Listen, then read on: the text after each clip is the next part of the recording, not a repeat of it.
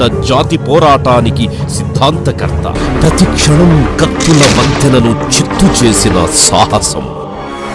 ఆయనొక స్ఫూర్తి శిఖరం, ఆయనొక ఆలోచనల కదలిక, అతనొక ఉద్యమ బద్ధం. దగాపడ్డ తెలంగాణ గుండె దరువు. మనుషులు బతికుండాలని కోరుకుంటారు కానీ చావాలని వాళ్ళు కోరుకోరు అధ్యక్ష. కన్న భూమిపై పెట్టించిన కారకులు కూలిపోవాలని, మాతృభూమికి మళ్లీ వైభవం రావాలని కలలు కన్న ఆశాజ్యోతి. ఒకవైపు బతుకుదెరువు పోరాటం, మరోవైపు జాతి విముక్తి కోసం ఆరాటం. తెలంగాణనే ఒక శ్వాసగా బతికినటువంటి వ్యక్తి. ఎవరినైనా కలుపుకొని పోతాం తెలంగాణ ఉద్యమం కోసం అని చెప్పేవాడు. వలసవాదుల దోపిడిపై విసిరిన వడిసెల.